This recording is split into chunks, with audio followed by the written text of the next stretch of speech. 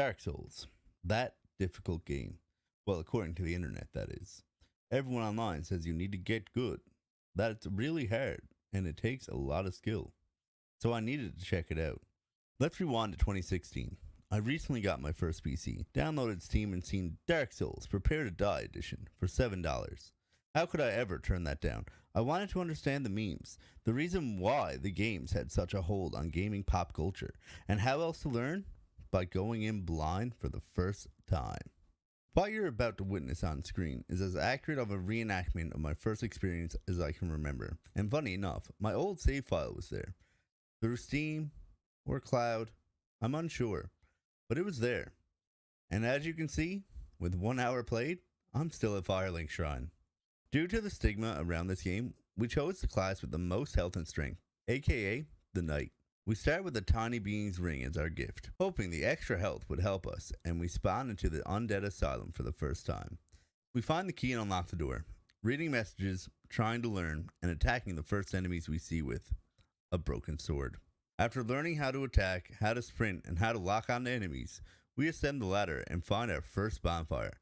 Finally, I understand my first Dark Souls meme, the first of many that this game has made. So we rest and we open the giant doors. All of a sudden, there's a huge demon that drops from the sky, the Asylum Demon. We attempt to fight it with the broken sword, multiple times, until we finally read the message that reads, "Get away." So we attempt to run past it and open the doors. It's locked, so we try and go back to where we came. Also, locked. Suddenly, I finally see a small door that is opened once the demon spawned. We rest at the new bonfire and continue our adventure, getting hit with arrows but finding a shield in the process. We learn how to equip items and we continue to advance, also finding a broadsword in the process. At the end of the hallway, we find our first fog door, unknowing what lies beyond the other side. Turns out, it was safety. We were back to where we entered the boss fight, except for one floor higher. So, we go downstairs, open the door. We have weapons now. Let's go attempt the boss again. But, the door, it's locked. Surprise! So we ascend the stairs and get destroyed by a rolling boulder, which also destroyed a broken wall where we found a knight. He hands us a key and an Estus flask, or a health potion for anyone new here. So we continue our adventure up the stairs, reading the messages as we go, learning how to two-hand weapons, how to critical hit, and how to parry. As I remember, I did try to parry without a shield. Yeah, wasn't my smartest time. So we head back up and try to master the parry, which we fail. So we try the critical hit instead. With all this new knowledge, we decide to attempt the boss, this time with a real sword. But first, we soak in some of the atmosphere. Then, we also learn that we can do a plunging attack from above. So let's tackle this demon once and for all. We plunge into them, taking 1/2 of their health in one hit, finally doing some damage instead of 1 or 2 HP per swing. My hands shaking in nervousness, thinking to myself, am I going to beat my first Dark Souls boss? Well, yes. We do. The Asylum Demon drops a key and we finally open the door to leave. We make it to the top of the ledge and bam! A crow comes and scoops us up, bringing us to this beautiful land of Lordran, full of castles and forests. The entrance couldn't have been more epic in my eyes. We rest at a bonfire and learn we can level up now.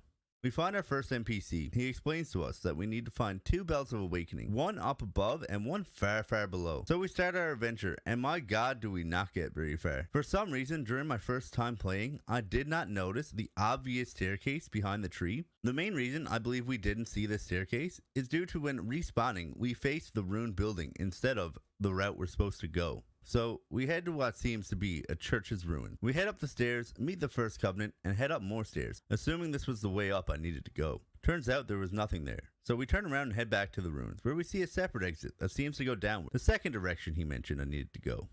So, we head through the graveyard, doing minimal damage to the skeletons as they kill me with ease. But as I said before, the stigma around this game and its difficulty made me think I was supposed to be struggling fighting these skeletons. After dying multiple times, I attempted to just run past them and entered the catacombs. Exploding skulls almost one-hitting me, and skeletons being revived after I kill them, I became frustrated, and at that point, I would hang up my sword and shield for 6 years. And that was my first ever blind attempt at a Dark Souls game. You'd think we'd stop there, but no. There are still 2 other Soulsborne games that we would try blindly over the next few years, but there is light at the end of the tunnel. A light I never thought I'd see coming. But you'll have to stay tuned to find out what that light is. Now if you're still watching this video, please leave a like, maybe subscribe. This is a Soulsborne channel. and your support is extremely appreciated. Thank you so much for watching.